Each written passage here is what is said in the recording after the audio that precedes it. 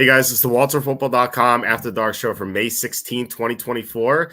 We're going to be looking at the 2024 NFL schedule release, which just happened today. So gonna look at the week 1 games, try to guess what the lines are, and then going to look at the primetime games. So lots to discuss today. Before we introduce our guest, I'm going to say please hit like, subscribe, comment below, share this video. Visit the link in the description for the merch store. As you can see on screen, we have our new t-shirt, Money Laundering, which goes well with the news that we saw today with more billions going overseas. So if you're tired of your hard-earned dollars going overseas, you can buy this Money Laundering t-shirt to voice your opinion about such matters. Also, we really appreciate any super chats, super stickers. We've had some great ones recently. Slew, John Sanders, Degeneron, Germ, Kevin Kovac. You guys have been awesome. Just really appreciate you guys supporting the show because YouTube ads pay nothing. It's like 73 cents was the last time we had a show with no super chats. So as I was saying before, it was you need. I said this yesterday. We needed 4 shows to buy a McDonald's cheeseburger because I finally figured out what the price is. It's $2.69, not the $12 my dentist was claiming. I went to McDonald's myself and checked it out, so I know that for sure. So yeah, we need to do 4 shows to buy a McDonald's cheeseburger if there's no super chats or super stickers. So please consider supporting us. Another way to do that is to buy my book, Jerks of the College Years, on Amazon. So if you like Jerks of the Week, I think you'll like this. It's basically my stories from college. I was at Penn State for 6 years, not quite the 7 years from Van Wilder, but still 6 years was it was pretty fun. I met lots of weirdos. I wrote all about them. So you can read my collection of stories there. Jerks of the College Years, like I said, it's on Amazon. All right, so we're joined by Kenny Ortiz, the president of thecapIsFake.com. Kenny, how are you? Bro, I am living the dream. Kenny is back. I am listen, the Phillies won and the Braves lost. All is right in the world. That's all I'm saying. I forgot it was baseball season. So I know you retired from baseball long ago. So I did retire from baseball. I'm no longer affiliated with baseball. So I have not paid attention to it at all. I didn't even know the season was going on, to be honest. Although if I thought about it, it's like May, obviously baseball is going on. But if you were to tell me how many games are played or ask me how many games are played or what the Phillies record was, I couldn't even make an educated guess at this point. Well, we're about 47 games into the season, and the Phillies are the best record in baseball, 31 and 16. Yeah. Wow. Oh, wow. That's crazy. I had no idea. They're the first team to win 30 games this year. They are 3 games up on the Braves. Interesting. That's I can only name Bryce Harper on the Phillies. That's it. Right? He's still on the Phillies, right? Yeah, he signed like a 9-year contract, so I assume he's still there. But yeah, if you guys also leave a comment, any questions. Doesn't have to be about football. You know my stance. I'll answer anything.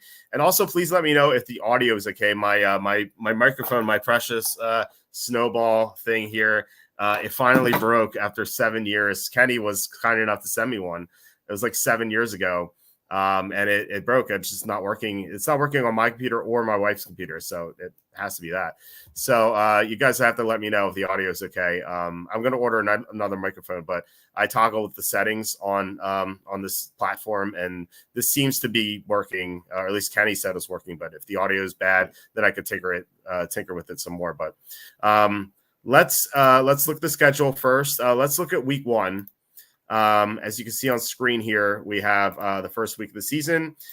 We have Ravens Chiefs to start off, and then we have this special Brazilian Friday night game that's going to further complicate fantasy, and it's going to annoy more people, but whatever. The NFL has to make more money. Right. Exactly. So yeah, we have a bunch of Sunday games that you might suspect. We have the Sunday night game, a rematch from the playoffs, Rams and Lions, and then Monday night, the Jets kick off again, but they are on the road this time. They're at San Francisco, which if you're into circadian rhythms, it's going to be a bad look for the Jets here to start off the season. So I thought we'd guess what the week one lines were. I have not looked. I could look eventually. I don't know. I don't know how much gambling stuff we could discuss, but we're not talking about gambling. Actually, we're just trying to see what teams are favored by, just compared to one another. So this is for entertainment purposes. We'll dive more into the gambling aspect on Saturday with Tom. We'll try to give our early leans and stuff like that. But we'll just try to guess what these lines are, which I think is fair game. So Ravens Chiefs to start off. This is unfair for me because I actually know what the spread is. It's the only game where I know what the spread is because I actually I looked it up and I tweeted it out. Maybe you know too. But what do you think this is? I would imagine. Rematch of the AFC title game, right? I would imagine Chiefs -3 is my guess. It's -2.5. Okay. I thought it'd come in higher. Actually, I was surprised to not see like a 4 or something. Really? Yeah, I really like the Ravens in this game, or just generally the season. Oh, for the season, or both. Yeah, I just feel like the Chiefs have had Baltimore's number, and plus the Chiefs won the Super Bowl, and for them not to get the full 3 at home seems kind of weird. Now I know that home field is not worth 3 anymore. But still, I think in the public's eye, it still is. You always see that all the time. Oh, they get 3 for being at home. It's not true. But still, the defending champs are only 2.5 against the team they kind of curb stomped in the AFC Championship. And the Ravens seem like they're going to be worse this season. I think they lost 3 offensive linemen. I don't like their secondary. Now they still have Lamar Jackson. They still have a lot of good players, but I just wonder if the blocking is going to hold up. So, I still think they're going to be a good team. I just don't know if they're going to be as good as they were last year, which is it is a high mark to match because they were the 1 seed. But at the moment, I'm going to like the Chiefs spread wise. I don't know if I'll end up betting it, but anything under 3 seems appealing to me. Yeah, you make a good point there. This probably should be like a 3.5 or 4. Mm-hmm. Yeah, it's weird how it just came out short like that. I was kind of stunned. I thought 4, maybe 3.5, and then I saw 2.5, which is weird. Art Smith against the Falcons. Yeah, we'll get to that in a second. Before we do, we have Friday. Packers at the Eagles in Brazil. This is what do you think about this Brazilian game? The Eagles lose a home game here. Technically, I know they're now 17 games, so it's really they lose their 9th home game. But still, I feel like if I were an Eagles fan, I'd be pissed off. So what do you think? I think generally, it's a rotation. Every team's gonna. One of the reasons they went to 17 games is exactly for this reason, so they can do more of these neutral site games. The NFL's got a rotation every year. A certain number of teams are going to lose a home game. It doesn't bother me. It doesn't. I don't think it's that big a deal. The fact that I don't think 17 games is ideal. I think 16 was perfect, but whatever. So it doesn't bother me any. And I like the idea of watching a game on a Friday night, Thursday night football, Friday night football, and then Sunday afternoon. And then Monday night football. It's like I've got multiple days of football. It'll be great. You don't think it's too much? I feel like if you oversaturate stuff, I think it could cause more harm than good. The best part about football is that it's every week and it's only once a week. And you watch your team and your team sucks and you're pissed off about it. But unlike the NBA or NHL or baseball, you don't have another game the next day. You have to wait a week. And I think the anticipation is one of the best things in football. Now I know teams are not going to be playing twice a week or anything like that, but right. I just think that I don't know. I think having too many games on too many nights, I think could be more harmful than Roger Goodell suspects. I already know that people don't like the Thursday night games because it complicates fantasy and stuff like that. And I think that's turned people off of fantasy. And if you noticed, fantasy season-long fantasy interest has died down. Now some of that has to do with DFS, but still. I think people were really pissed off about the Thursday games. I always hated them because, you had to set your lineups early and stuff like that. And it's a weird thing. Whereas before when all the games were on Sunday, you could just do it then Sunday morning. I don't know. I never liked the Thursday games to begin with. And now they're adding more games. I love football, but I feel like the anticipation is the best part, and now it's just every day. I just don't like it. Yeah, I don't know. I think we diverge here. I'm okay with it. It doesn't bother me. I think you're right. There is a way to oversaturate. I just think the NFL is like right at this moment. It's like crack, and we just want more of it. Just give me that hit, man. Come on, Roger, give it to me. I think you're saying that because it's May and we haven't seen a football game in 3 months. Yeah. That's probably true. I'm beaming, bro. But I think if they made Friday every week had a Friday game, I feel like the ratings would plummet for them.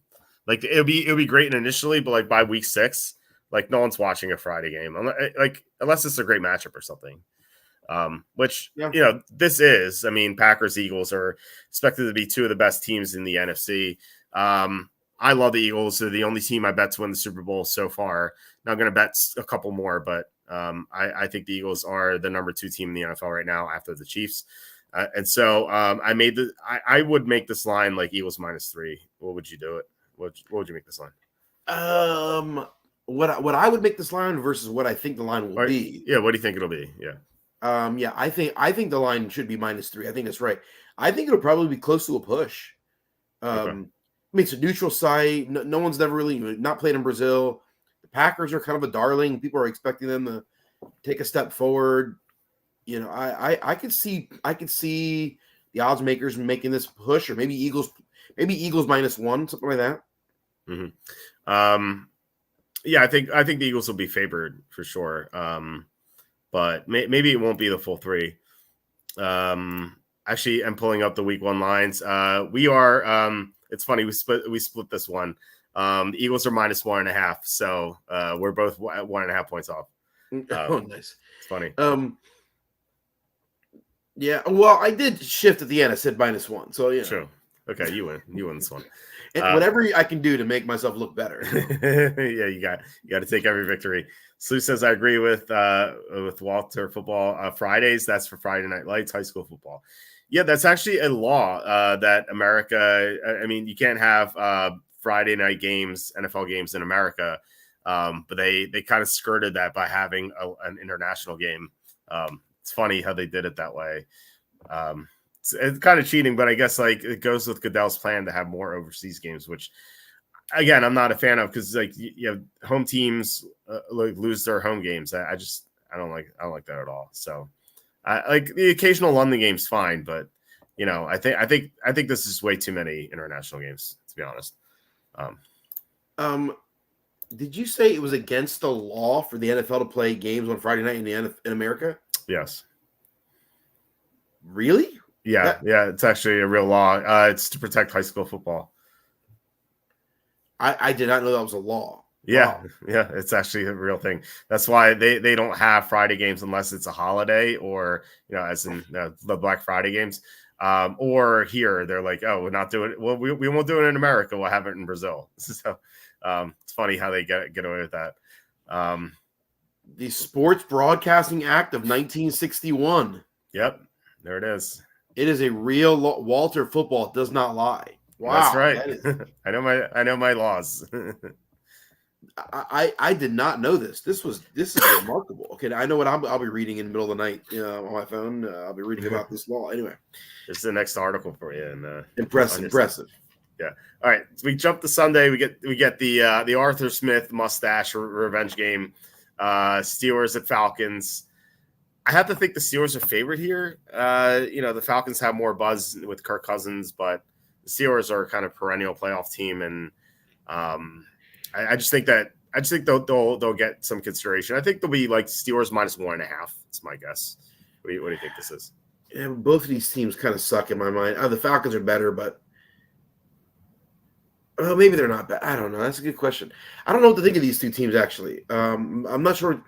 I actually wonder if the Falcons are actually a better team overall, top to bottom. Mm-hmm. Now they've added Cousins. I think I would make this. It's in Atlanta, right? Yeah.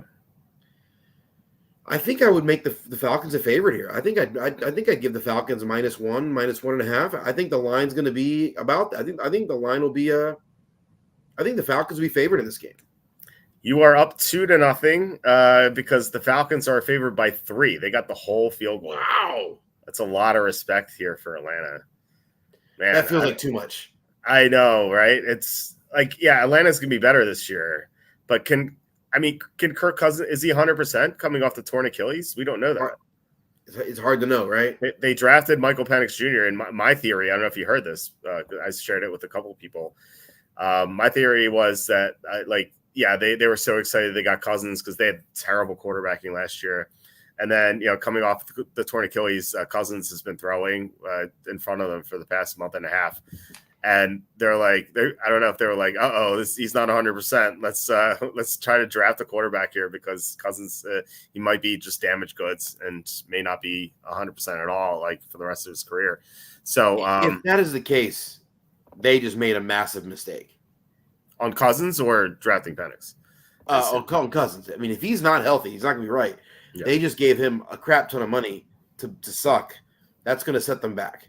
Yeah, but at the same time, like if they thought they were getting a big upgrade and then they weren't, then you have to say that you have to at least credit them for at least admitting that Cousins was a sunk cost and moving on. It's like compounding mistakes would I think that's the bigger blunder, I would be surprised if that's the case, but if it is, oh my gosh, if you're a Falcons fan, yeah, Lord bless you. I'm sorry. Well, they've been used to some terrible quarterbacking, so Penix is going to be an upgrade regardless. At least I think so. Mike says the alien symbiotic mustache worm returns from the unemployed oblivion. Yes, I'm gonna make sure that you believe my theory about that one day. Sue says learning something new every day, and Cassandra says, "F that Friday Peacock game." Yeah, glad Cassandra's on my side here. I don't know. I think this is a gateway to more Friday games overseas. I think we're going to get a lot more because this is going to get huge ratings, even though it's on Peacock. Like, of course, it's ridiculous that it's on Peacock. First of all, but second, like everyone's going to watch this because these are two marquee franchises, and so right. The NFL is going to be like, oh, we should do more games in South America on Friday night. We're going to see a game in El Salvador in 2026. Like, that country is booming now. So, hey, El Salvador is one of the best surf communities on the globe. So I'm just saying. Okay. No, I'm serious. That country is really booming. They adopted Bitcoin as a national currency, and they are. Have you seen Bitcoin's price? I think they're doing quite well. All right, so let's see if I can get a win here. Cardinals at the Bills. If this has to be more than a touchdown. I would say minus 9.5. That's my guess. What do you think? 9.5? Yeah, I think the same line as last year when we saw Ravens against Texans. I think that was 9.5 as well. That feels like a huge line. Is it in Buffalo, right? Yeah, it's in Buffalo. You might be right. That feels like a huge line. I mean, I don't know. Cardinals just drafted an A+ receiver, regardless if you think the pick was a B+. I know how much you love B+. 9 feels big. I'm going to say 6. So you're up 3-0. It's 7. It's only 7. That's crazy. Wow, there we go. I don't know. I guess with Kyler Murray there, the Cardinals are more competitive. But man, this is also Kenny's special West Coast team playing on the East Coast 1:00. That's right. That's just a good point. It's a good point. I mean, I think I would take the Bill. I mean, if it's minus 7, I think I would. I think the Bills are the better. It's still the right play. Yeah. 9 just feels like the kind of number that you like after a team has proven they're terrible after a couple games into the season. But like I said, it was Texans at Ravens last year was minus 9.5 in week 1. So like I feel like the Texans from last year, and like at least what we thought of the Texans last year, and the Cardinals for this year. The Texans had a rookie receiver, a rookie quarterback. I think new coach. Yeah. Like, I think the Cardinals, like Jonathan Gannon, has proven to be competent. Right. Tyler, I don't know. Minus 9 is a lot of points, man. That's the disrespect from Walter to the Cardinals. You do not think highly of that team. No, I don't. as you know from the B+ I gave them. Titans at the Bears. Caleb Williams' debut. I got a Caleb Williams legendary. So excited. I think, the Bears are are going to get a lot of respect here. I think there's going to be a lot of hype with them. I mean, they added some good talent like Keenan Allen. Yeah. DeAndre Swift's going to be injured by Friday, but by week 5, but by Friday too, by week 5. So I don't know. Let me think about this for a second. But we have Michael McGee, $20 super chat. Thank you so much, Michael. Really appreciate Michael. it. That's awesome. Thank you so much. He says, broke my wrist last month in a car crash. Oh my God. I hope you're okay. No gym, no driving, no booze since, and your YouTube streams has been one of the few things that's cured my boredom lately. Been a reader for years anyway. So here's a token of appreciation. Michael, thank you so much. Just really appreciate it. But sorry to hear that you're in a car crash. That really sucks.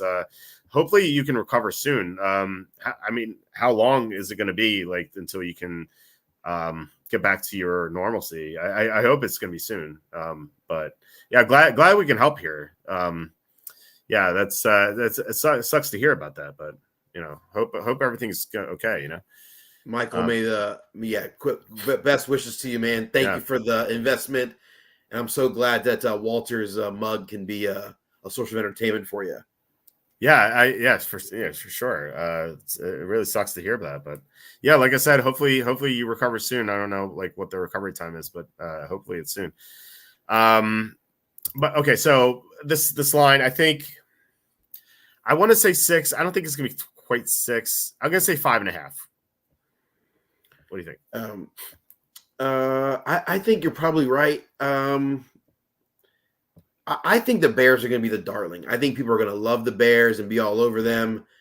I think I've seen people talking about that. I mean, on Twitter, maybe that's not the Twitter sphere is not the best gauge.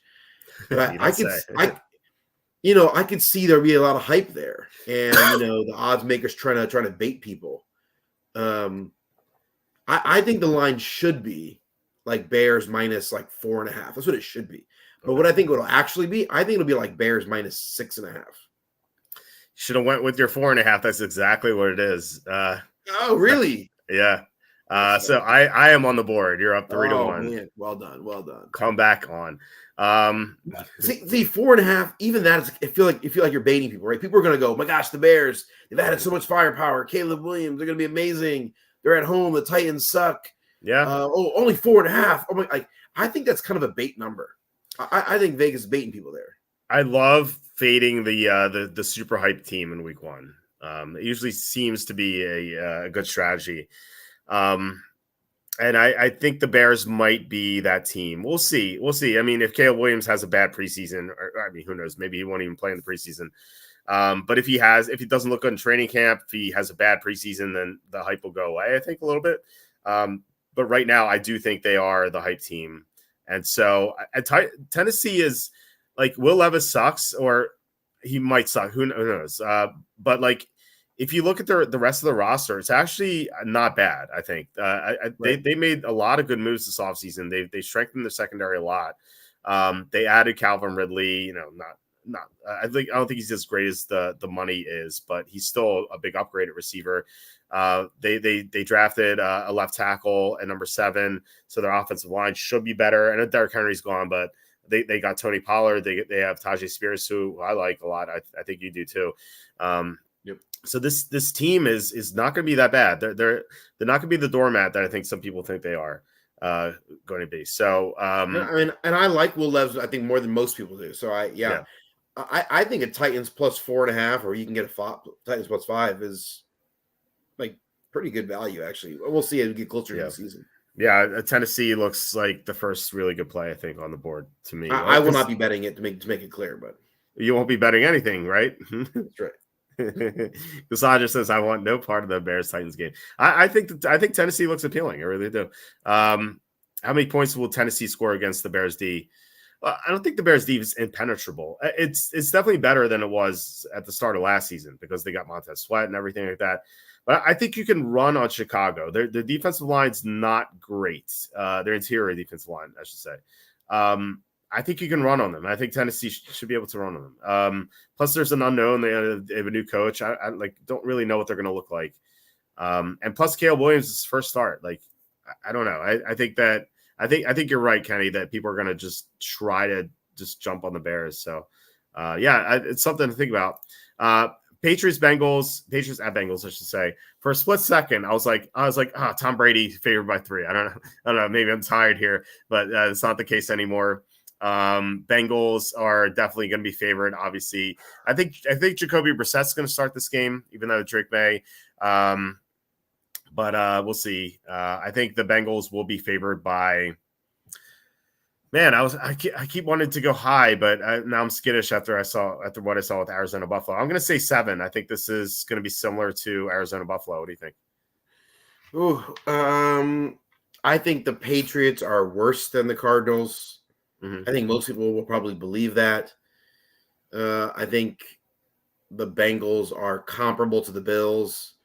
Yeah, I think 7 is the right number. Maybe this is even bigger. Maybe this is 7.5. I can see that. So you're going to 7 or 7.5? I go 7.5. Oh, you're up 4-1. It's 8.5. Oh, wow. 8.5 is a very big number. Might not be big enough, for being honest. This Patriots team is going to be horrible. Their defense, I think their defense should be good. We don't know. I mean, it was good last year, but Belichick's gone. I know his understudies there and everything like that, but it's going to be his first game as a head coach. Just don't know what they're going to look like. I can't imagine it's going to be that good. So yeah, I would lean. I want to say I want to lead toward the Bengals, but as Sloop points out here, under this current coaching staff, had the Bengals ever won their first game of the season? They often start slowly. Let's see here. Okay, so let me ask you this question: in the past 5 years, how many wins do the Bengals have in Week 1? So obviously, out of 5. I'm going to guess 2 out of 5. 1 out of 5. They lost in 2019 to the Seahawks, 2020 to the Chargers, both close games. Then in 2021, they beat the Vikings 27-24. And then in 2020, they lost to the Steelers in overtime. And then last year, they got destroyed by the Browns, although Joe Burrow was not healthy in that game at all. But, their 3 other losses were all close by 1, 3, and 3. So, they could win, but, history has shown us that in Week 1, they're very difficult to trust. So, I think it's a tough one. We have some other comments. Let me see. Will Burrow be healthy for Game 1? From what I heard, I think he's progressing well. We'll see. I mean, we'll have to hear more updates for sure. Michael says had surgery 2 weeks ago, which went well. I think they say by July 1st I should be nearing normalcy again. Cast suck in sweaty weather. Yeah, I can imagine. The site has always been a great combination of humor and serious analysis. Thanks, Michael. Really, really appreciate it. And July 1st. It's a month and a half. So hopefully that flies by for you. Again, sorry to hear about that, but glad the surgery went well though. So, Cassandra says, I guess 7.5. Yeah, I was that Arizona Buffalo game really messed me up. I don't know. All the best for speedy recovery. You have something to reach in and scratch your itch. I can't make an Eagles asking that. All right. So the next game is Houston at Indianapolis. This is the rematch of that play-in game last year, where the Colts had that stupid play call on 4th down. But I think the Texans are favored here. Even though the Colts are a good team, the Texans, I feel like I think the public kind of knows that their Super Bowl window is like wide open, and we haven't seen much of Richardson. Like he's looked really good at times in some games, but he's gotten hurt in every single game he's played. So I'm going to say Texans -1.5 is the line. What do you think it is? It's in Indy though, right? Yeah. I mean, I think the Texans are clearly the better team here. I think C.J. Stroud makes us think significant step forward. I love the offseason additions. On a neutral site, the Texans are. I think they're 4 or 5 points better than the Colts. I just think they're significant. I think they're clearly a better team. I love Richardson. I love his game. Love with the potential there, but we just haven't seen it. Right? We saw 4 games or whatever it was. So. CJ Stroud was a beast down the stretch last year. I'm gonna go. It's in Indy. Let's go Texans. Texans -2.5. I got it right on the dot, -4.5. Oh, really? Yeah. So it's maybe I had the advantage of guessing first, I suppose. So I'm up. You are up 4-2, I should say.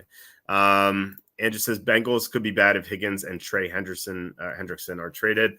I think it sounds like yeah, I guess so. I feel like they knew about it. I don't know if they're going to budge though. We'll see. And I think Higgins is going to stay. I don't know about Hendrickson, but I think Higgins will be there. Michael says using a hairdryer on cool setting. Next game is Jaguars at the Dolphins. This is Miami's gonna be wearing their white uniforms in the Miami Sun. So that might buy them a half point. I'm gonna say Dolphins -3.5. I think that they have a ton of buzz. I think that the Jaguars are going to be. I think they're a little underrated because they had the collapse last year and they didn't even make the playoffs. So I think people are going to be down on them. So that's my theory anyway for what this line is. So I'm going to say Miami -3.5. What do you think? Yeah, that's probably. It's probably pretty close to it. I think. I don't know what to make of this Jaguars team. At the end of the day, we need Trevor Lawrence to kind of be who he was drafted to be, and we've seen a lot of great moments from him. But can they finally consistently put it together for a whole year? Hard to see. I think you're probably right. I think 3.5 is probably the right. I'll go -3 just to be different than you. Well, I mean, do you want to just be different, or you do want to also guess -3.5? No. Let's go. No, let's go -3. Okay, it's -3.5. So I had to ask. To be fair. I was just trying to be different. I think, yeah. I mean, it's hard. That one feels like a hard one because I feel like I don't have a good read on the Jaguars. Yeah, I feel like Miami, we know what they are. If Lawrence didn't get hurt last year, they would have made the playoffs. I'm pretty confident saying that. He had so many injuries. It was every week was a new injury. I made fun of him calling him the Black Knight from Monty Python. So if they made the playoffs last year, and who knows how they would have done? Their pass defense was terrible, but still, they had a lot of weapons. Let's say they get to the second round, like the Texans did. I think that this line is definitely lower than -3.5 because I think people would have more respect for Jacksonville. But I think they remember the team that collapsed last year. They were 8-3. They won one game to close out the year, and that was against Carolina.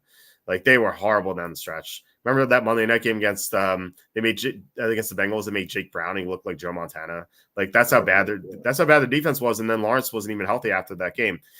And so I think people are just going to be down on them. So I think this is good value. But the problem, though, is it's probably going to be 95 and humid in Miami. And Miami's going to be wearing the white jerseys. And they had that setup in their stadium where their sideline is a lot cooler than the other sideline. So it's just a big advantage for them in September at home games. So I feel like the Jaguars will be a good team to bet after this game. They could get smoked here in the second half. And then when everyone's even more down on them, I think that's when we're going to get a good opportunity to bet them. Right. So something to look out for, I guess. All right. So with Panthers, Saints, it seems like Panthers and Saints always meet in weeks 1, 2, or 3. And the Panthers always beat the Saints, or at least come close to it. Last year, the Saints beat them by 3. And it was an epic push by Bryce Young. I think the Saints will be favored by either 3.5 or 4. I'm going to say 4. I think people are still going to be down on Carolina, and I think people like the Saints more than they should. I don't think the Saints are good. I don't think they're terrible though. I think they're slightly below average, at least for an NFC team. So yeah, I'm going to say Saints -4. What do you think? Oh man, it's another one that feels hard to know. The Saints are not. I don't think they're a good team, but the Panthers, I think, could be the worst team in football. I think this is a bait game. I could see that. I could see this is the kind of game that Vegas is going to make a lot of money on because they're going to bait some people in this game should be I think I'm lower on the Saints than you are based on what you just said. I think this should be like Saints -3, maybe Saints -3.5. I think I think it's going to be tighter than that. Or sorry, I think it's going to be bigger than that. I think they're going to I think Vegas is going to think like I think people are going to think what you're thinking. The Saints are mediocre, the Panthers are terrible, and Panthers are going to have are going to cover, and Vegas is going to make a killing. I think this is going to be like a -6, -5.5. I'll say -5.5. It is -4.5. So I was half a point off. You're 1 point off. So I think you're up 4-3 now, right? Or is it tied for 4? I'm tied at 4. Tied at 4. 4, 5, 6, 7. Yeah. Okay, we've had 8 games reviewed after what the a comeback. One. Yeah, incredible comeback here. Yeah. This is shades of Chargers Jaguars. But I think we've talked about this before. Like the general public there's the sentiment, and you've pushed on this for years.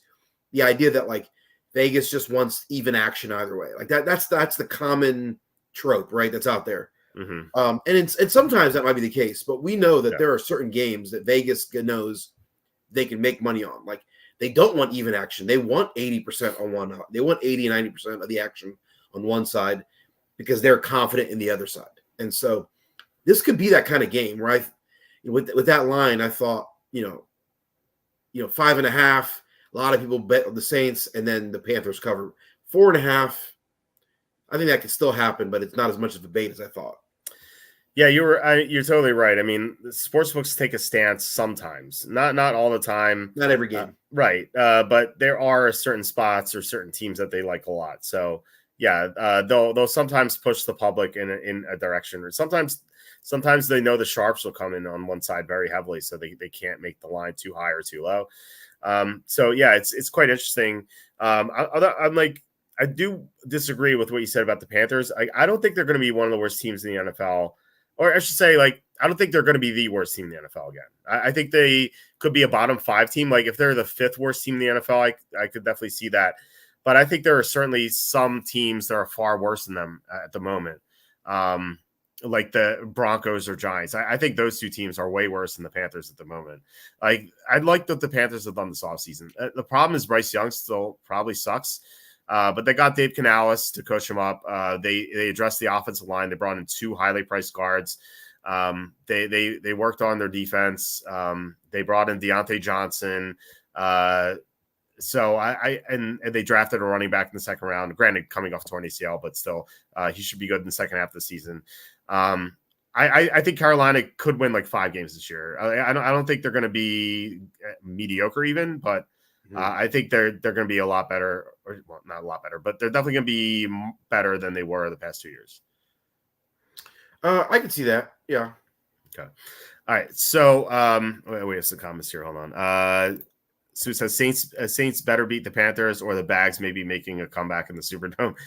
Yeah, it's a good way for the Aints Bags to make their return. Mike says there was an NFL pass rusher who used a wrist cast to smack the O lineman in the head. Anyone remember who? Might have been on the Raiders. I do remember that vaguely. I can't remember who that was though. I don't know, Kenny. I don't know if you remember, but I do remember. I do remember there was a pass rusher with a cast, and yeah, he used to smack people around. I don't know who that is. Sue's asking Ben Davidson. I don't know. Yeah, I just remember it. Michael says Saints Panthers has shades of Panthers Titans week 1 last year. Saints overhyped against a bad team, but not a terrible team. I think you mean Saints Titans week 1 last year. When the Titans covered. The line was like 3.5 or 4, and the Titans they lost by 3, so the Titans got in, or maybe they lost by 2. I forget what it was, but they definitely covered. So Canales, Saints Titans. Panthers 0 primetime games. I didn't know that was possible. I guess when you have the number 1 overall pick in two straight years, that's going to happen. And at least last year, we didn't know how Bryce Young was going to look, but like after seeing him, I just don't think you could put the Panthers in prime time because no one's going to watch it. Anyway, we have the next game is Vikings and the Giants. I think the Giants could be the worst team in the NFL. I don't think the Vikings are going to be good either, but I just don't see how the Giants could be favored at all this year, unless they're playing against Denver. at home. So I'm going to say Vikings -1. What do you think? I think the Vikings are going to potentially be a bad team, but yeah, you're right. I probably agree with your assessment. I'd say Vikings. It is in New York. I think the Giants. They made a couple additions. Maybe they're slightly better than people think. I'll say it's even money. I'd say it's a push. It's Vikings -1.5. So I pulled ahead 5-4. Struggling. I'm struggling here. I think the Giants are gonna be garbage. Like Daniel Jones may not even play week 1. He's coming off the torn ACL. But I still think the offensive line sucks. Saquon Barkley's gone. Like, they added a couple of pieces, but they lost Barkley. That's such a huge part of their offense. We'll see what Malik Neighbors does. That could really help Daniel Jones out if he plays. But they did get Brian Burns too. But I think that their secondary, it looks so bad. Like they lost Avery McKinney. Their cornerbacks look horrible. This team just has so many holes. And not enough good things to compensate for it. So I think they're going to be the worst team in the NFC, but we'll see. Cassandra says the Jets get 0 primetime games all the time. This year they have 1 million. We'll see. We're gonna look at the primetime games after this. I can't make an Eagle says I think it's 7 in the first 11 weeks. Rodgers better stay healthy. Yeah, more than 4 snaps at least this time. All right, so our first 4:00 game, Raiders at Chargers. This looks like classic Chargers -3. I think, like even though the Chargers don't get like 3 for being at home. Like no team does really anymore. But the Chargers they get fewer points than any team for being at home. Like in fact, they're going to be more Raider fans in the stands than Charger fans. So maybe this won't be 3. Maybe it'll be 2.5. I'm going to say Chargers -2.5. What do you think? I probably think that's right. I think this is another bait game. I think the Chargers could potentially be a hype team. Not as bad as the Bears, but I could see people really jumping on the hardball train and really just kind of overhyping us a little bit. Maybe a -2.5 would just guarantee a -2.5 would guarantee lots of action on the Chargers, right? Like, yeah. And so I think it's gonna. I think 2.5 is probably pretty close. I'll say -3. I think -2 is probably the right. Wait, is it 2 or 3? I'll go -3. Okay, you've tied up the score exactly 3. So let's go. Look at that. I shouldn't have moved off my 3 guess. I think that's incorrect. I think the Raiders are better than the Chargers, marginally, but still. If you said -3, I would have said -2. That's funny. Like I said, they're going to be way more Raider fans in the stands than Charger fans. And the Chargers lost their 2 receivers. Jim Harbaugh is there. That's a plus, but that Raider defense is going to be awesome. Like they were great last year and they added Christian Wilkins. Like their pass rush should just be all over Justin Herbert. So I'm going to like the Raiders there. I think as long as we get the 3, I think that's definitely appealing to me. John says the team can only have 6 maximum night games. I thought. I didn't know if there was a maximum. I think I heard that, but then like they can flex games, so I don't know. It feels like the NFL could just change the rule, though. Like it's their rules. Like they can always change it however they want. Cam McNeil says sorry, it's 5. I feel like the NFL could just write its own rules. Like who's to say teams can't have more than 6? Like I feel like Goodell could just do whatever he wants. Michael asking, what's your thoughts on the Chargers signing Bud Dupree, by the way? I had not heard that. I guess Wednesday's kind of a busy day for me. Bud Dupree is like he's, I guess, a couple years now removed from torn ACL. So maybe he can bounce back a little bit, but he's getting up there in age. I think it's good to have depth there because, if Khalil Mack or Joey Bosa goes down, then they don't have much of a pass rush. So it's a nice signing, I guess. I assume it's for close to the minimum for 1 year. So I feel like it's a good depth signing. I wouldn't expect too much from him, but like if he has to start like 3 or 4 games, like it's not like it's gonna be a downgrade from those 2 guys, but it's not gonna be like he can at least like be a little bit productive. So I think it's fine. I give it like a B plus, something like that. Sandra says I should have said standalone games. Then gotcha. Tyrod Taylor is in high demand, I guess. Yeah, when I see Tyrod Taylor, and then Tyrod Taylor's going to get hurt, and then I guess I don't know who's after that. I know they drafted a quarterback, but I don't know if he's going to be healthy. So who else is on the Jets roster? Quarterback? It's Jordan Travis, and we might get Andrew Peasley. If Rodgers and Taylor both get hurt and Jordan Travis is not ready, we might see Andrew Peasley or Kobe Suits. those are their other two quarterbacks on the roster.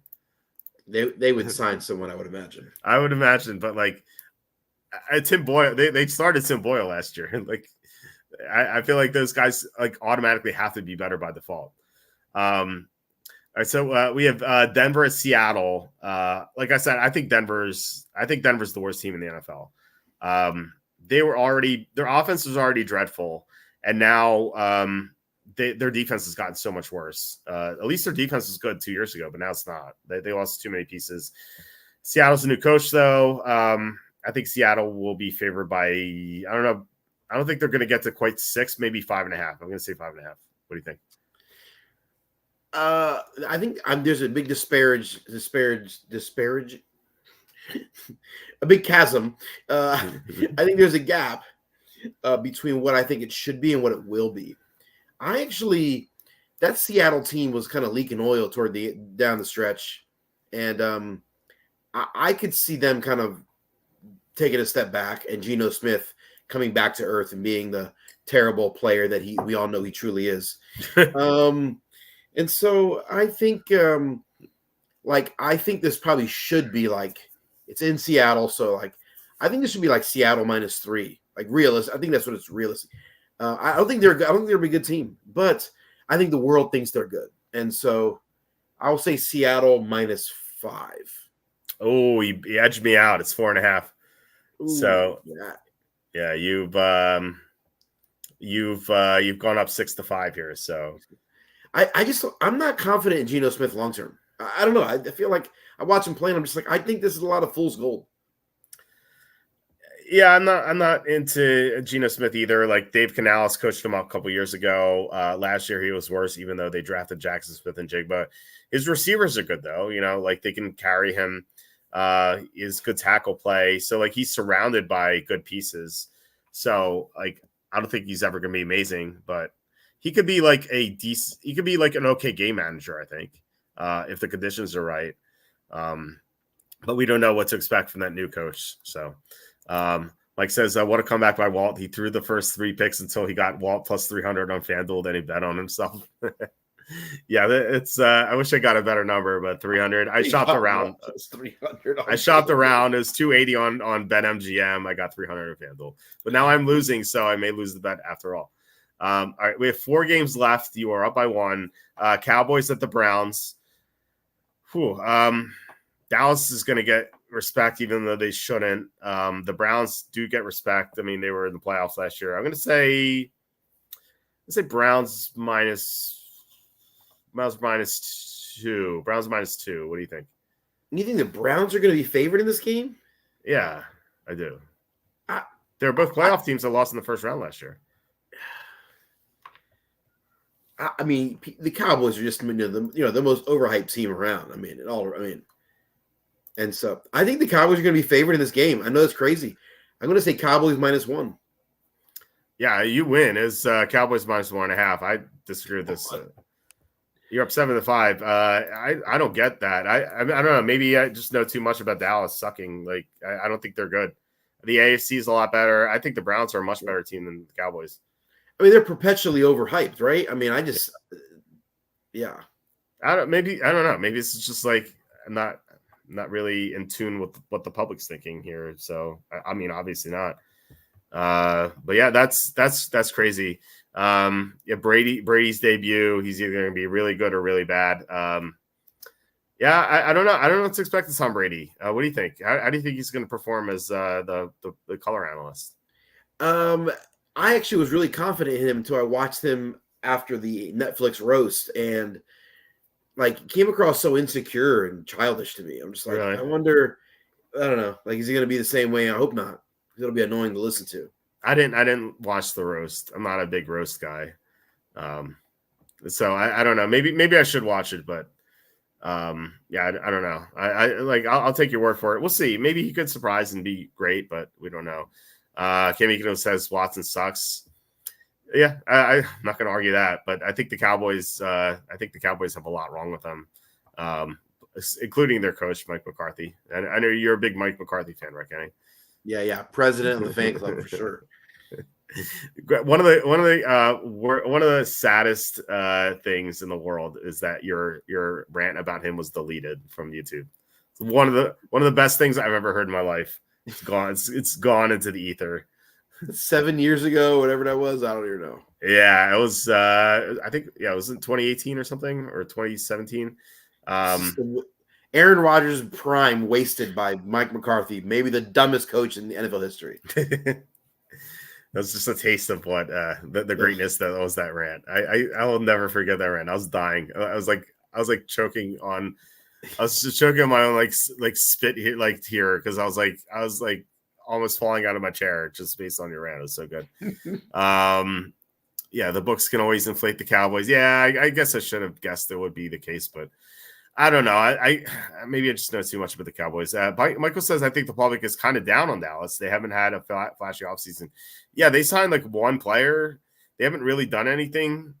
I thought the public might be down on them as well, but I mean, apparently not based on the spread. I don't know. Maybe the sports books aren't reading this correctly either. It's the star. The star. It gets them. It sucks them in every time. It does. It's the star.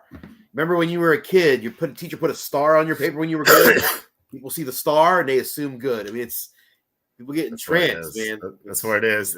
Next NFL team that comes into the league they should have like a smiley face. Right. They'll get so many fans for sure. People are too low on the Browns, John says.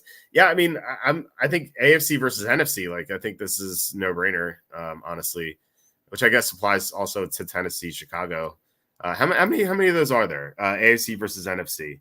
You have Steelers, Falcons, which I would lean toward the Steelers. You have Buffalo, Arizona.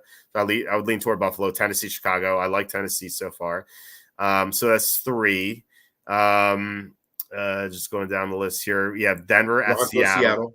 Yeah, Denver, Seattle, which don't no interest there. So it's 4, and then you have Cleveland, Dallas, which is 5, and then at the end you have Jets, San Francisco, so 6. So I think the AFC is much better than the NFC, and I think in most instances you want to be on the AFC side. Not every instance though. Cassandra says I don't think Brady will make for good TV. He's too mechanical and stiff. I think you might be right.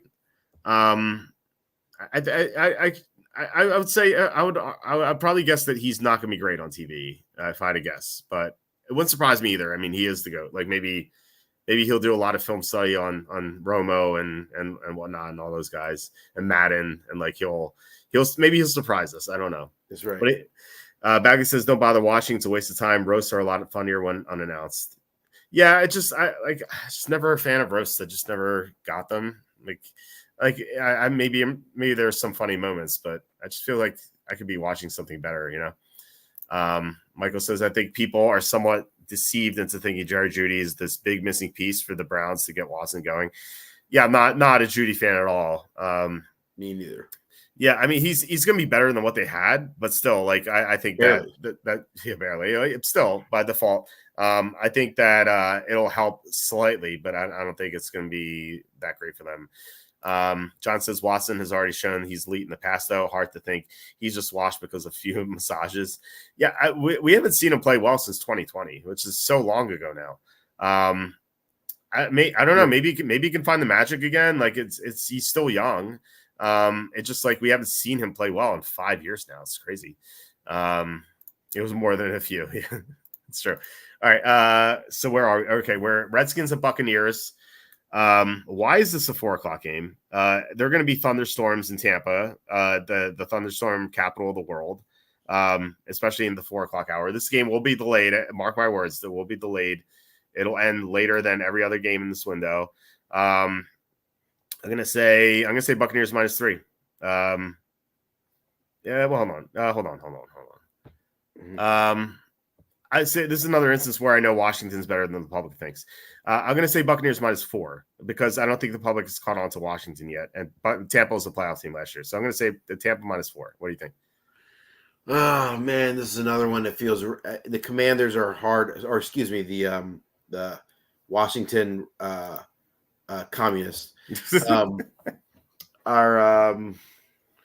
I'm having a hard time gauging this team, and I like some of the moves they made in the offseason. You said -4, is that what you said? Yeah. And I feel. I mean, I don't think the Buccaneers are a playoff team. They beat the Eagles, yeah, but they're not a good team. Brady Quinn's not a good. Did I say Brady Quinn? Baker Mayfield. The same Brady Quinn, Baker Mayfield. I said Brady Quinn. Whoa, what a weird Freudian slip that was. Baker Mayfield, I think he's not good. But the public probably thinks there's a gap here. You said -4, 4.5. What did you say? I said 4. I'll say -4.5. You win. It was 4.5 on the dot. Nice. Good job. See, you're going first. You're at a disadvantage because I'm kind of going off what you're betting. That's true. Yeah.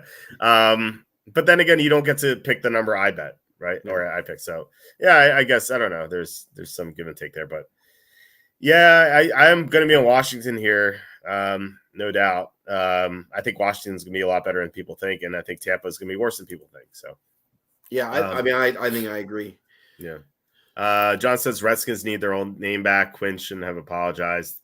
It's ridiculous already. Well, hopefully, this cancel culture nonsense is going away. And I think people are being more like they were in the 90s. I saw a couple clips of the Brady roast, and they are going back to like saying stuff that people used to say before they were censored. So maybe we will get Redskins again. Who knows? Kimmy Eagle says Washington taco holders. Nice. All right, so we have 2 more games. This is a lot less interesting because you've clinched already. Rams at the Lions. The Lions, I feel like are like people know how good they are by now. But the Rams are still a good team. You have Sean McVay week 1, by the way, which is always a good thing. I'm gonna say Lions -3.5. I think I think the Lions are going to get hyped on this. They obviously just an NFC title game. This is Jared Goff going back against the Rams. I think people are going to expect the Rams to be expect the Lions to be really good. I'm going to say, what did you say? -3.5? Yeah. I think it'll be more. I think it'll be Lions -4.5. I was right on the dot on this one. It's 3.5. Okay. Yeah. All right. Maybe the hype train won't be as much as I thought.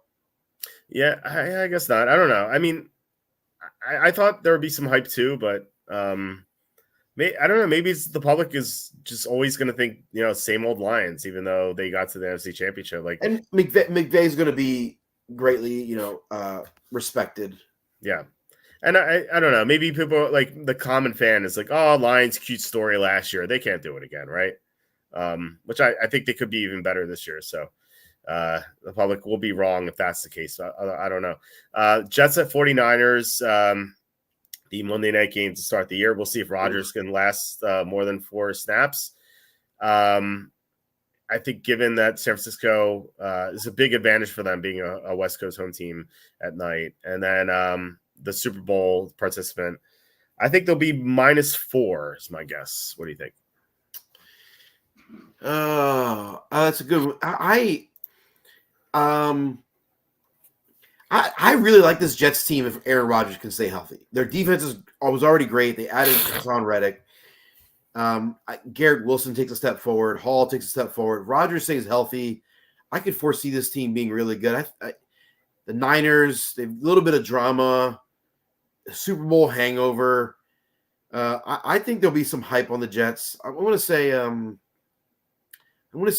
Niners -3. So we were both shy, very short. It's Niners -6.5. It's the line. That's Wow. very surprising. Yeah. I don't know. Maybe they're. Am I missing something? 6.5? Yeah, maybe the circadian rhythms are are playing a bigger factor in the sportsbook handicapping. I mean, this could be a public bait game, like we were talking about how the sportsbooks sometimes take a stance. Maybe the sportsbooks are thinking, well, first of all, Rodgers is 41; he hasn't played football in 2 years, and second, maybe they think the Jets are overrated. Like they had a chance to get a good playmaker for Rodgers downfield, and they only had one in Garrett Wilson. They could have had Brock Bowers, and like their first round pick is not going to be playing in this game unless there's an injury, which I think really hurts the Jets. I think they completely mismanaged the draft for that reason. Yeah, I mean, and plus the Niners were the Super Bowl NFC champion from last year, so yeah, I get the case for 6.5. I think it's too high, but maybe this is the sportsbooks luring us into a Jets bet with this, which is going to lose. That line would make me, if I were a gambler, which I'm not, but if I were a gambler, I would not want to bet that game based on that line. I want to know more. I want to understand that. That just seems odd to me. Mm-hmm. Yeah, I agree. It's a little odd, but I can still see the case, I suppose. So I mean, early leans for me are Tennessee for sure, Washington, Carolina, the Raiders, Browns as home dogs. That's what I'm looking at the moment. So yeah, I mean, we're going to delve more into this with Tom on Saturday, which I'm sure he's champing at the bit to talk about these week one lines. He loves handicapping as much as I do. John says all the Jets fans are freaking out about Leonard Floyd being on the 49ers. It's pretty amusing. I haven't heard that. What are they saying? That's this is kind of news to me. Bag is saying I don't particularly care either way, but out of curiosity, do you have anything against the Commander's name to the point where you go out of your name to avoid using it? Yeah, it's just politically correct nonsense. The name shouldn't have been changed. I think it's racist to actually change the name.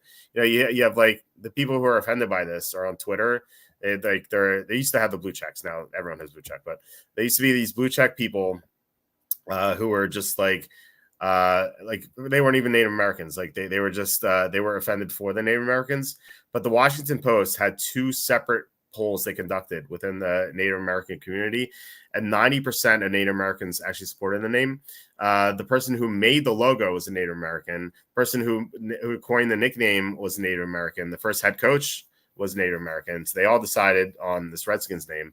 And there are four Native American high schools in America that have Redskins as their name. It's not a slur by any means.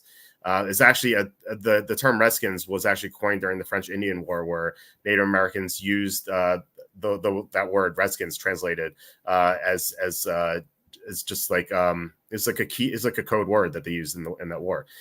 So it's actually like a name of respect, really.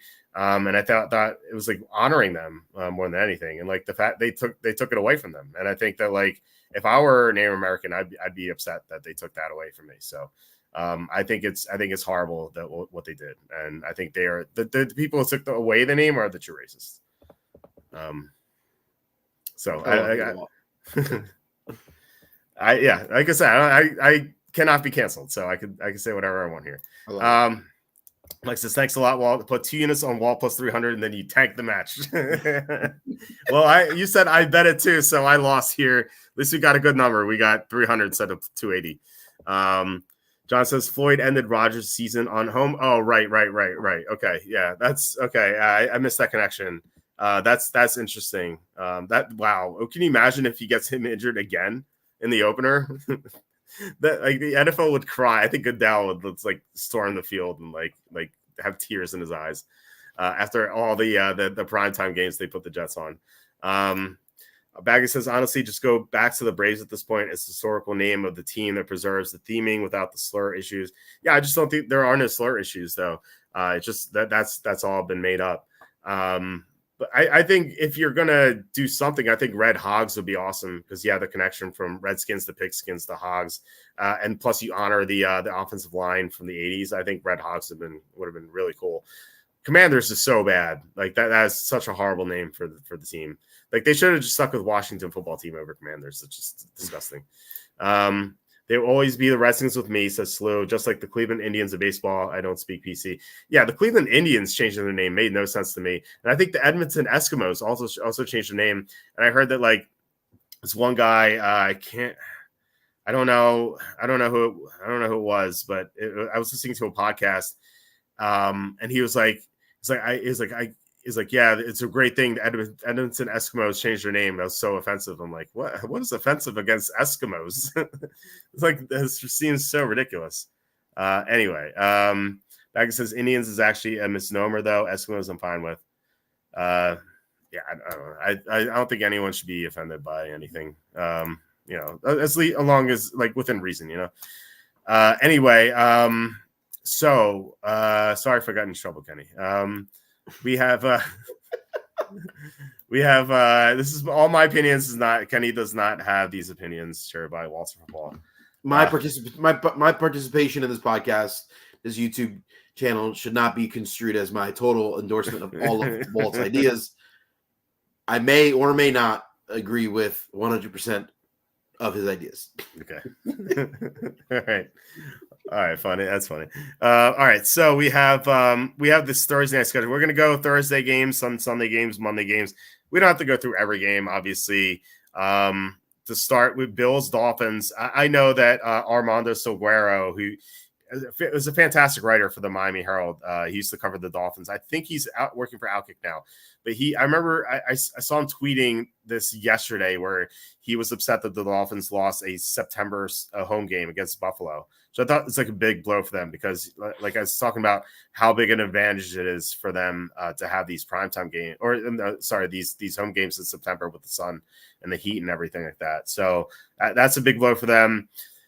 Patriots Jets should be a blowout, or it's either going to be a blowout or it's going to be like a 13-10 clunker if Rodgers gets hurt. Cowboys Giants, that's going to be so lopsided. Are we missing a game on this schedule? What do you mean? Where isn't there a Ravens Chiefs game? Oh, it's technically not Thursday Night Football because Thursday Night Football is brought to you by Amazon Prime. And the Ravens Chiefs game is going to be on NBC. So that's technically a Sunday night game to start the season because that's what it's going to be for the ratings. It's a stupid thing. Yeah. Buccaneers, Falcons, whatever, Niners, Seahawks, just going down this list here. Broncos, Saints is going to be boring. Texans, Jets could be great if Rodgers is healthy. Well, we'll see. We'll see if he can make it to Halloween. Not quite sure about that, but that could be an awesome game. Bengals, Ravens always going to be fun. Redskins, Eagles. I feel like the Eagles are going to like curb stomp like almost all opponents. Interesting that the Raiders Chiefs are Black Friday when that matchup was the Christmas game last year, and the Raiders beat the Chiefs. So we'll see if that happens again. Packers Lions looks awesome. And then we get Seahawks Browns. Seahawks Bears to close out the year, which not great. But the week before, Browns Bengals. The Browns always beat down the Bengals. So we'll see if that happens again. Anything standing out to you here? I mean, I think the marquee matchup far and away is October 17th, Broncos Saints. I mean, who is not just waiting for that? Just kidding. Obviously, that'll be a snoozer. No, I think the game is probably I'm most excited for on this list is probably either the Bills Dolphins or Ravens Bengals on November 7th. Like I think those are probably the two games that I will look forward to the most. Not looking forward to Cowboys Giants. It's gonna be a 30-10. It's gonna be so bad. I just wish some way somehow that both teams could lose in NFL games whenever the Giants and Cowboys play. There could be a tie, isn't that? No, I don't want them to tie. I want them to both lose. I don't know if that's possible. Maybe we can get Donovan McNabb as a guest on, and maybe he can express his opinion. Listen, I was told once that it is impossible for light to exist as a particle and a wave simultaneously, but German scientists have proven it is possible. I think it is possible for two teams to lose in a game. We will find a way. Okay. We'll find a way for both teams to lose. I don't think you need to worry about the Giants, though. The Giants are irrelevant. In fact, I think you'd want the Giants to win because they could have the number one pick in the draft if they're too bad. Well, every time they win, though, it hurts my soul. So I need my soul to be boosted. So, well, you need them to win a little bit. It's just they don't get Shador Sanders or Carson. No. I need them to get the first pick and then to blow it. I need them to pick a kicker first overall. Or maybe they'd let the time run off and yeah. That would my soul would flourish. It would be amazing. Okay. All right. So Cam McKinney says change the name of sports team has no effects on the issues surrounding the Indians or Eskimos. It's ridiculous. Yeah, it's all a virtue signal. That's all it is. John says Dolphins can't roast their opponents with a magnifying glass while they chill in the shade. Unfair. Yeah. It's a big advantage that they lost in this game. So it's a good for Buffalo here. Baggett says same reason for Thanksgiving games are missing. Yeah, no Thanksgiving games on the Thursday night slate here because that's technically Sunday night. Look at Pittsburgh's last 8 games, brutal. We'll look at that at the end. Baggett says, hey, Kenny, let's not bash the Sean Payton revenge game. I completely missed that. I completely missed Sean Payton revenge. Nice. Maybe that's one reason to watch this abomination. Yeah. Week 7. I'm sure that'll be such an exciting game when who's going to be the quarterback for the Saints in that game by that point? Well, we'll see if Derek Carr can make it. I don't know if he's going to make it. Who's their backup? Is it really? It could be Spencer Rattler. It could be Spencer Rattler. That'd be that would make it interesting. I think I want to see how he looks. The 5th round rookie.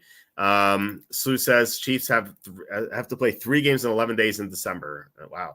So much for that well-being and health of a player. Imagine being in 3 car wrecks in 11 days. Yeah, the Roger Goodell really cares about his the health of his players here. Like you can really tell. He's like great looking out for your workforce, you know. Yeah. Bagley says mutual forfeit results in both teams being awarded a loss. There you go, Kenny. Nice. Yes. He found it. Don't give Crashy Rice any ideas. Ooh, well done. That's all like that name.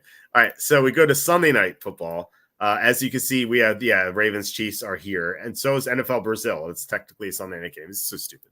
And then obviously the Rams Lions. We talked about them. So going forward, I suspect we're going to see better games here because NBC pays a lot for this. Bears Texans. You have CJ Stroud versus Cale Williams. That looks great. Chiefs Falcons. Improved Falcons, but the Chiefs will still be better. Bills Ravens. These teams met in the playoffs recently, so. It's a nice one. Cowboys Steelers will attract a ton of viewers, I'm sure.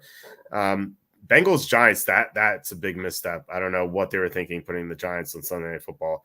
But then it's Jets Steelers are nice. Cowboys Niners. That looks like a good matchup until you remember what the Niners did to them last year, and it's probably going to happen again. Jaguars Eagles. That could be a shootout. Lions Texans. That seems exciting. Colts Jets is good. Eagles Rams, hopefully not a duplicate of what we saw in 2017 when the Eagles starting quarterback went down around the same week. I think that was week 14. So then Thanksgiving night we have Dolphins and Packers. Hopefully the Dolphins will freeze to death in that game. But yeah, Niners Bills is great. Chargers Chiefs has potential. Packers Seahawks not so much. But and then you have Texans Chiefs looks great. We have 2 week 16 games. I don't know what that's all about. Buccaneers, Cowboys, not great. And then we have Dolphins, Browns to close out the year, which if Watson plays well and Tua's healthy, that could be a great game, but that game could be ugly too. And then there's the week 18. We don't know. This slate looks so much better than the Thursday games. Only a couple clunkers. Again, not quite sure what they were thinking with Bengals Giants. What are you seeing here? You mentioned the 2 games on week 16. Is there maybe is there a Saturday game? I assume so. Yeah. Okay. I think maybe there's a Saturday night game and then there's a lot of really good games. I mean, the New York, New York has a huge media market. It's obviously the biggest market in the country, and so there's a lot of eyeballs. That's what NBC is looking for. So yeah, they're less concerned with the quality of the game in that situation, obviously. I love that. I love that my birds are on the. My Eagles are on there 3 times. That'll be lots of fun to watch. I think there's a lot of good games here. I mean, Bills Ravens should be a really great game. Yeah, I'm excited for that. Texans Lions, that should be a great game. Mm-hmm. You mentioned Jaguars Eagles could be a shootout.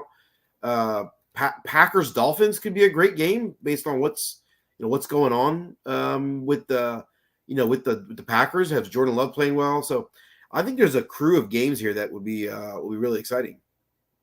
Yeah, that Chiefs Texans game on Week 16, that's Saturday at 1:00. So it's another weird one. A Sunday Night Football on Saturday afternoon. It's so stupid. Baggy says that Texans Chiefs game is on Christmas.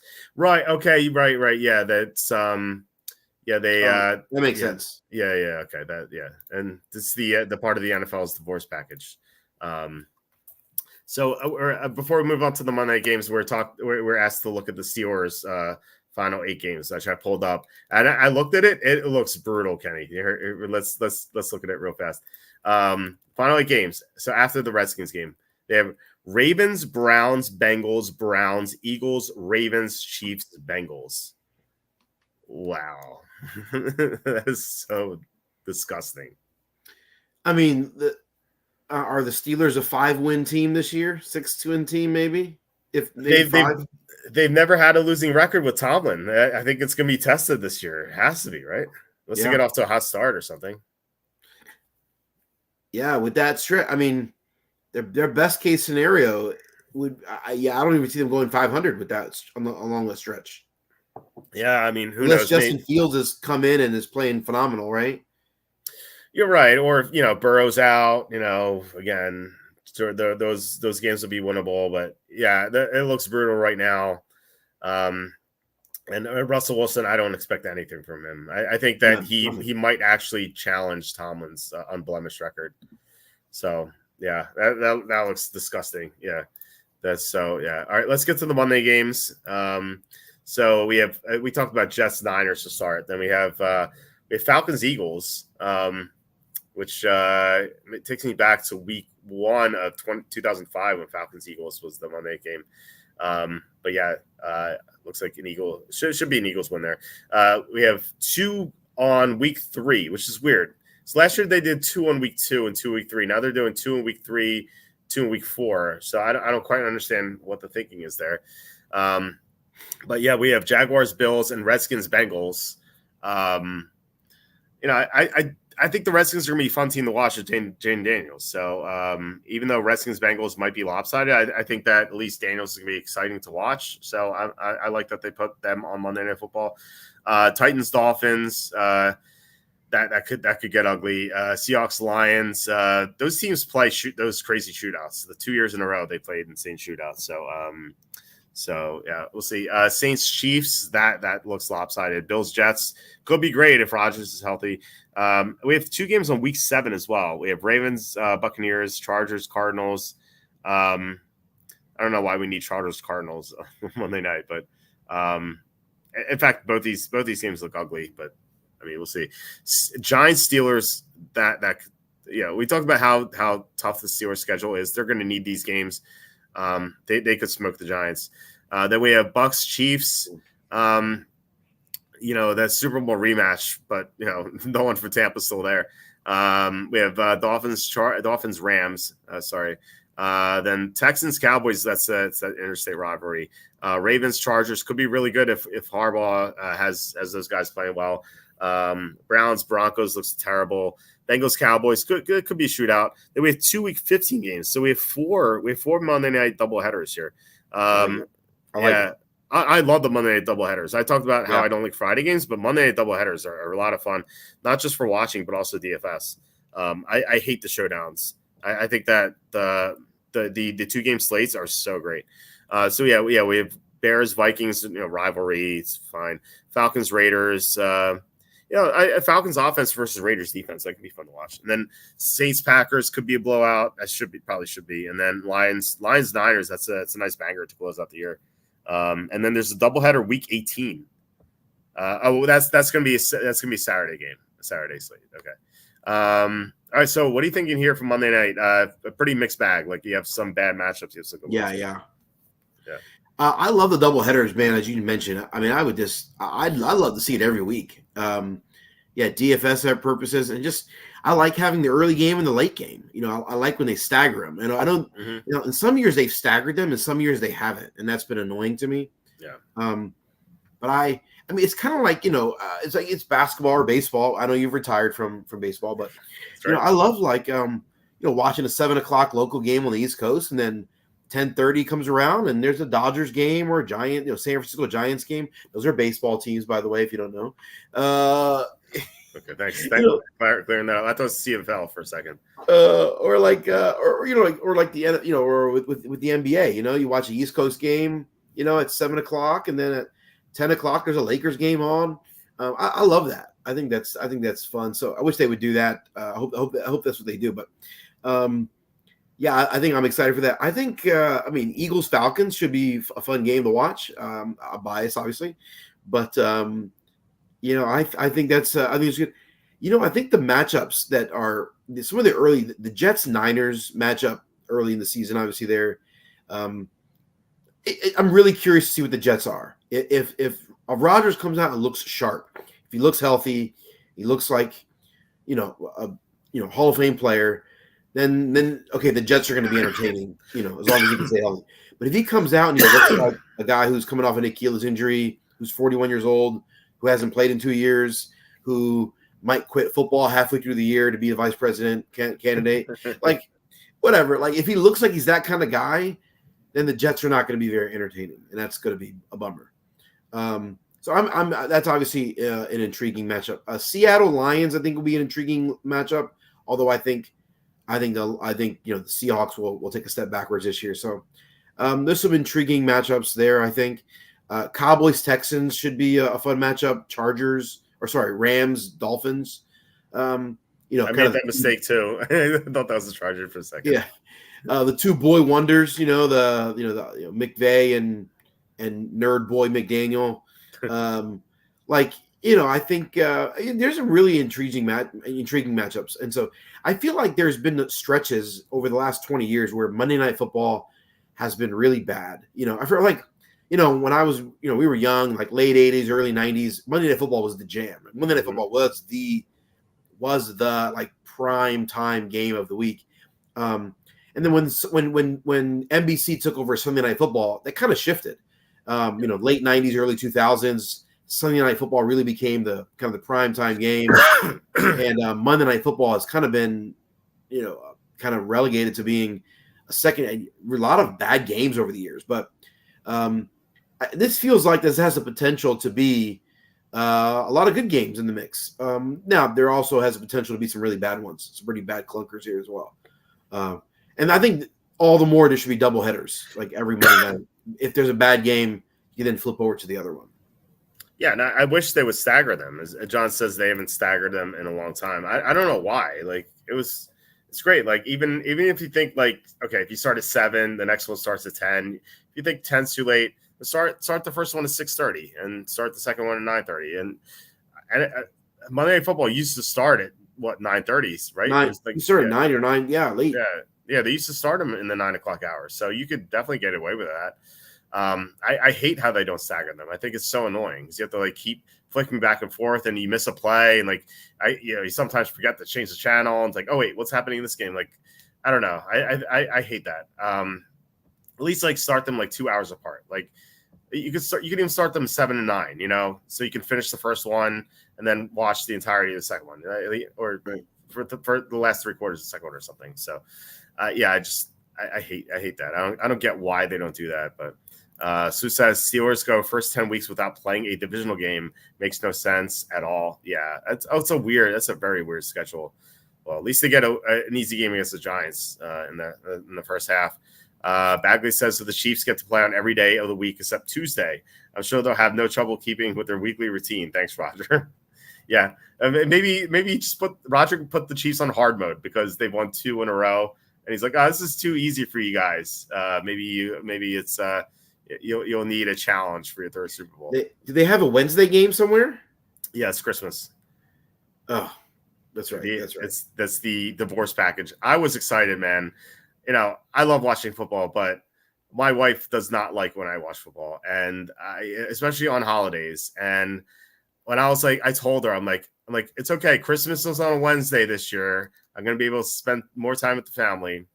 And of course, the NFL puts games on Christmas. So, I don't get to spend Christmas with my family. Thanks, Roger Goodell. Really, really appreciate it. So I don't know. I feel like first world problems here for me, just complaining about watching football on Wednesday. But I want to watch my kids open up presents. I don't know. It just sucks that I don't get to do that. I thought like I was looking forward to that this year, and he took that away from me. Roger Goodell is the Grinch, I think. Kimmy says same with the Bears. Really? Okay. Did not know that. Browns Broncos is going to be amazing. Yeah, I'm not sure what they're thinking with some of these matchups. Sue says Monday Night Football with the Manning boys, the only way to fly. You know what the problem is? I love that, but I do a lot of writing during the Monday night games, and I can't write when they're talking. So I find myself like too engrossed into what they're saying that I stop writing, either stop writing or like their words will affect what I write. So I can't watch it, unfortunately, which sucks because I do like the Manning cast. I just can't watch it for like during, while I'm writing, which is all the time, like during games. Belichick's going to be a regular in the Manning cast. Yeah, I'd like to see that. Unfortunately, I just won't be able to. Cassandra says, and they showed the score on one MNF game in the corner or the other one. I get all confused. Yeah, I don't like it. It's just stagger them NFL. Just really when I'm quickly checking scores. Yeah. Baggy says, and we get Netflix this year right after getting Peacock in the playoffs last year. Yeah, I think the Christmas games are on Netflix. Yep, so they signed a 3-year deal with them. Yep. So you have to have Netflix to watch the Christmas games. You have to have Peacock to watch the Brazil game, and I'm sure other ones. You have to have Amazon to watch Thursday Night Football, and you have to have like regular cable or whatever, or YouTube TV to watch every other game on Sunday. And then you have to have a special package sometimes to watch NFL Red Zone. So NFL making people shell out some cash here in an economy where a lot of people are taking out loans to buy groceries. It's a really, really sharp move here. You're about to say something? I was going to make fun of, but you said it. It's dumb. It's just dumb. I guess, I don't understand why making it harder for people to watch a game. I get it. They're signing a contract with Netflix and Peacock, and there's a significant kickback there, but like, the barrier to watching the game, like one of the greatest values for Fox and CBS has already paid $1 bajillion for the games is as many eyeballs as possible. And so, like, it's delayed in every contract. If you get a bunch of eyeballs on a game, it's the next contract where you can then charge more based on the previous, so that there's a delay factor in terms of that.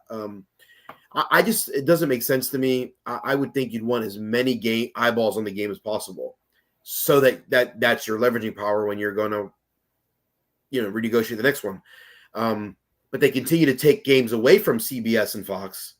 I don't understand the economics there. I can't imagine is NBC paying that much for to get Peacock? I don't know. It doesn't make sense to me. Maybe I'm wrong. Maybe the economics make perfect sense if you're a billionaire. But I'm not a billionaire, so what do I know? I don't know. I always thought that Fox and CBS would be pissed off by Red Zone because a lot of people just watching Red Zone, their ratings are, I assume, would have to go down, right? Because all I do is have Red Zone on, and then later on at night, then I'll watch each individual game, like when they're on NFL Plus, and you could just fast forward through all the nonsense. I could watch a game in a half hour that way, but during Sunday afternoons, I just have Red Zone on. And so I feel like a lot of people do the same.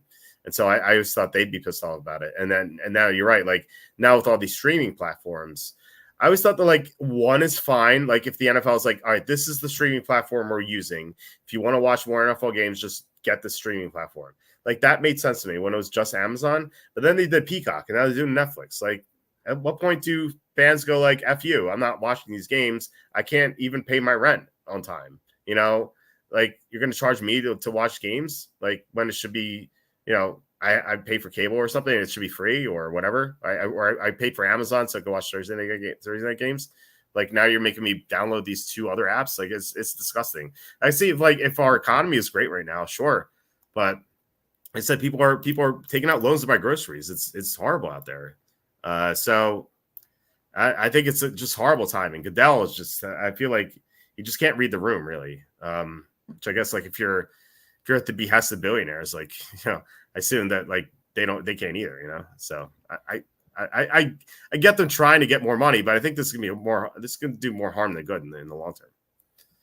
Yeah, it doesn't make sense. I mean, at the end of the day, I've been doing a lot of research. I've read several articles on various pirating laws that have been passed. There's been huge fights. Israel's kind of leading the world right now in kind of like trying to fight online piracy. There's some European countries that have jumped into that fight. Kind of the United States was kind of in that fight, and then the Trump administration kind of basically was like, we don't really care, and they basically just like kind of stopped caring. And the Biden administration kind of hasn't really got back into it, which I think is kind of funny. There's not many things in which the Trump administration and the Biden administration seem to agree on, but they both seem to not care about pirating media. Neither one seem to care about that. So it's just sort of a funny situation. I'm reading some articles about it, and just like pirating is like at an all-time high. Like it's incredible. Like K-Box is a software, and there's other ones, and the Crew. Like there's all these like pirating platforms that are just at an all-time high because for exactly people are just like they're not going to do it. They're not going to pay the money. And so I just suspect that people are just gonna pirate the games more and more. And so like just feels like I don't know. The harder you make it, the more people are going to find a way around your expectations. Yeah. I mean, that's going to happen. So if you can buy any stock in piracy companies, if that such thing exists, then not financial advice, but that's something I do. I don't even know if that's real, but all right. So we had a comment here. John says, at least watching football is tied to your job. I can't use that excuse. Well, still get some anger here, so I can use the excuse. I can get away with it, but it's, well, first of all, like my wife's not gonna be happy about it. But second, like I do want to open up presents with my kids. Like it's like my son's 2. No, by Christmas he's almost gonna be 3. My daughter is gonna be 1.5, or almost 1.5 by Christmas, and these are like the special years for Christmas for them. Like I don't know, it just sucks. So like I was looking forward to having like a Christmas with my family, but like I said, that was the Grinch. But Baga says, to be fair, most of the Thursday night games are on Twitch too. Is that free? I didn't know that, but it's kind of weird that it would be free when you have to have Amazon Prime to watch it on TV. It's strange. John says Netflix is an attempt to increase their international audience. Yeah, exactly. Can't Make It English says, I like capitalism, but when the NFL gets so much money, they don't care if they screw over fans. It's gone too far. Yeah, I mean, I get it. But like, that's what monopolies do. That's why you try to make sure there's no monopoly. Because like, if there was a competitor for the NFL, then they wouldn't be doing stuff like this.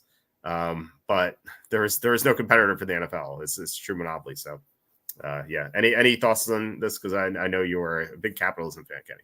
I am a fan of capitalism. It's fantastic when it actually is done properly. Which is never here, by the way.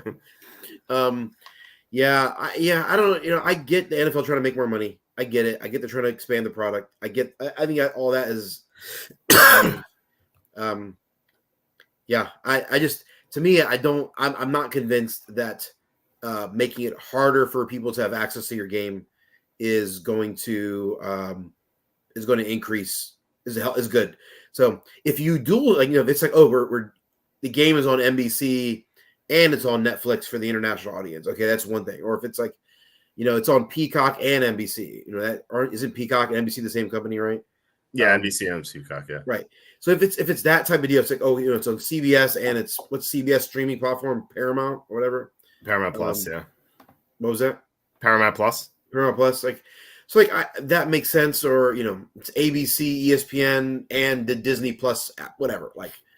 So that that makes sense. Right. But the idea that you're going to exclusively put it on a streaming platform, I don't know, doesn't make sense to me. So Yeah. I'd be curious what the numbers were from last year. I know there was a huge spike in subscriptions for that 1 month when there was a Peacock game. But my understanding, when reading everything, I read an article in USA Today that pretty much a significant portion of those people ended up canceling their subscriptions within a month. So people sign up for 1 month, they watch the game, maybe they watch whatever, maybe they watch a couple episodes of The Office, a couple episodes of Law and Order, SVU, whatever, and then they cancel it. That's basically what I did.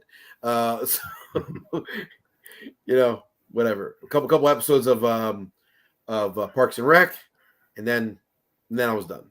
Or how about 2 full seasons of the new Saved by the Bell, which was awful. It's so bad. There were a couple good moments, but for the most part, it was terrible. By the way, we're gonna have a new guest on tomorrow, who's gonna tell us about what TV shows we should watch this summer. Looking forward to it. So it is the summer. I feel like we should not every day should be about football. I think it'd be cool to have some ideas about what to watch, because I don't know. I do want to watch Fallout just because from the stuff I heard. And there's some shows I have like that I have in the back of my mind, but we'll get our TV expert on here on Thursday. So looking forward to that. Let's see here. So John says the NFL has always been incredibly aggressive, which is why it's as popular as it is today. Yeah, you're right. But I think at some point you could go too far and you could piss off a lot of people. So I don't know. But they have that monopoly for sure. Baggett says capitalism is the worst economic system except for all the others. Well, I'd like to see capitalism actually actually be implemented, So I feel like if you live in a system where half your wages go to the people, that's not capitalism. If you have a system where the banks get bailed out, that's not capitalism. You have a system where the government bails out some companies, that's not capitalism. I think it's anarchist tyranny, basically, is what we're in. It's just funny because you have certain segments of the country where you can just do drugs and do whatever. You can go to New York and flash your body to people in Dublin in that portal and you'll be fine. But if you want to set up a small business, you have to go through all this paperwork and it's going to be impossible to get all this stuff done. It's so ridiculous. Did you hear about me flashing? Are you talking about me when I flashed Dublin? Is that what you're saying? Yes, you did it. You're sure your OnlyFans memberships have grown since. If anyone hasn't heard that story, by the way, they got to just do a quick search and woman flashes people in Dublin. That is just what a fantastic. You got to love human beings. We are a special creature, aren't we? Yeah, actually, what she did was completely legal too. Because women can walk around topless in New York because they consider it as sexist that men could do it and like women complain or something. I don't know why they did, but now they passed a law saying that anyone could be topless in New York and you can't be arrested. So what she did, she couldn't be arrested for, which is that was pretty funny. Like maybe you go the other way, like make sure like people. I don't know. I'm libertarian, but like. Doesn't it make sense for people just to wear shirts? I don't know. I really don't care. Like I'm not going to complain at all. But I think it's weird.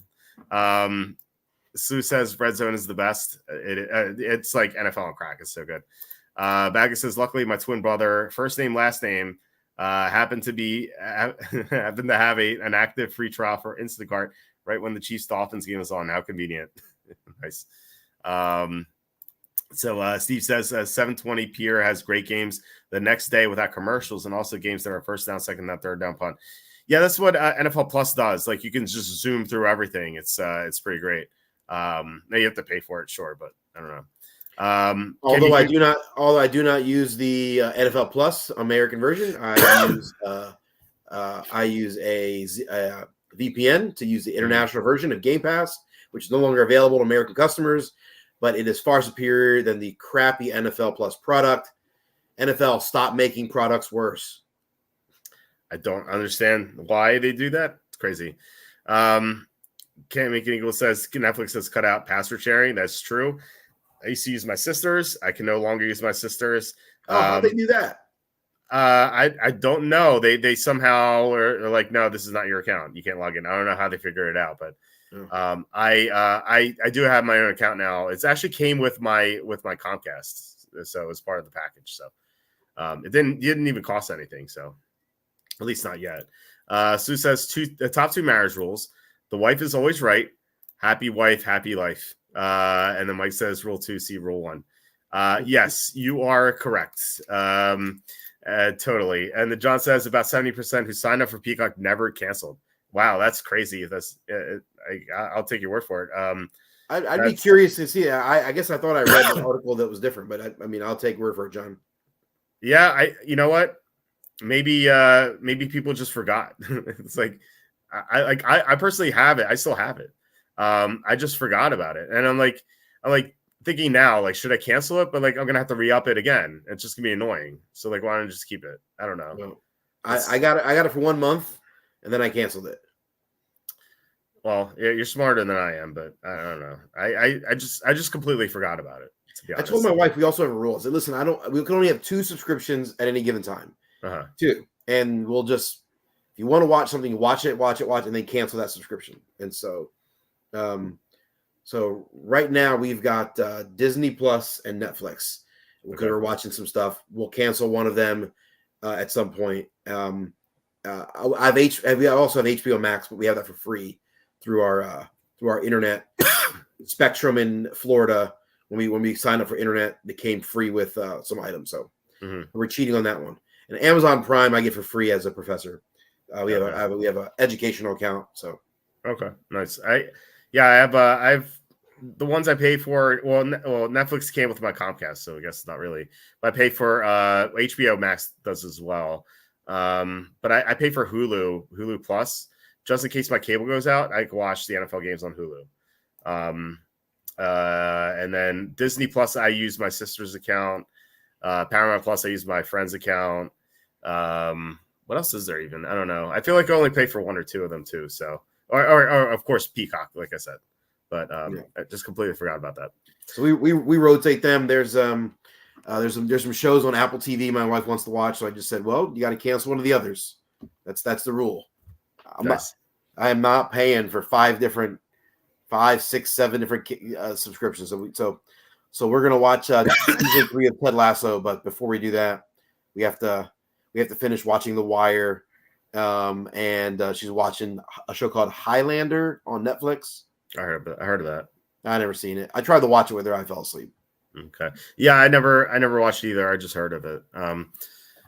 Can't make things says crony capitalism is helping to ruin America. Yeah, that. And I think crony. I think that's the right term, crony capitalism, because there's elements of capitalism and lots of elements and lots of real capitalistic ventures, but then there's these garbage things that corrupt it. There's a lot that corrupts it. A lot. I think it's more so than the capitalism. It's I mean there are hints of it, but there's a lot of corruption and everything. It's just awful. IPTV. I don't know what that is. Says there's a new sports-centric streaming service coming out from ESPN, Fox, and TNT. Be interested to see how that shapes up in the cost. It's just so many streaming. We might as well start our own streaming service, Kenny. I don't know what'll be on it, but it seems like everyone's doing it. Why not? That's right. And Kim Mikito says, I believe you're getting Peacock for free via our T-Mobile account. Yeah, I think that's the way to do it. Just get these for free, and then you don't have to pay for anything. Like either get them via whatever accounts, or get them like with a family member or something like that. That's the way to go about it. So, that's about it, guys. Thank you so much for commenting, watching. Really appreciate it. Thank you, especially to Michael. Thank you really for the $20. This is awesome, Michael. And once again, good luck with your recovery. Hope it's a quick one. But Kenny, do you have anything to plug before we head out? No new content on thecapsfake.com, but lots of old articles. If anyone's interested, thecapsfake.com. We are working on new content. So I actually been talking to some guys about potentially bringing in some other writers to contribute. Some guys that want to. So if there's anyone out there that wants to write about stuff, love to connect with someone.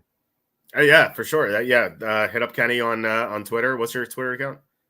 thecapsfake.com or the cap is fake. Okay, yeah, definitely contact Kenny if you're interested. Make America Great says, thank you for everything you do, Walter. Well, yeah, thank you for watching. Michael says, no worries. Thank you for keeping me occupied. Again, glad we can do that, and hope you're 100% soon. We have a super chatter on the IR. So like I said, we're gonna have a guest on tomorrow, first time guest. So treat him well. No, he's gonna talk about TV shows. Basically, he's the person I trust the most about TV shows. He's nice. my oldest friend. You know him, Josh. We've been friends since we're 5. So I think I'll tell that story tomorrow about how we met. It's kind of funny. But he's gonna be on, and he watches so much TV. Like if I need a recommendation for a show, he's the guy I go to. So kind of curious to hear what he has to say about that. So I'm looking forward to having him on the show. It's gonna be a slightly early start time tomorrow. It's gonna be around 9:30 because he has to get up early for work. But on Saturday we're gonna have Tom on to discuss the week 1 lines. So I'm curious to get Tom's opinions on these games and seeing if he likes any of the sides. Maybe he likes a side that I don't. So I'm curious to hear what he has to say about them. But once again, guys, thank you so much for tuning in. Just really appreciate it. We'll be back tomorrow. Please hit like, subscribe, comment below, share this video. Visit the link in the description for the merch store. That's it. Kenny, awesome doing this with you. We'll have a good night, everyone, and we'll see you next week. You the man, Walt.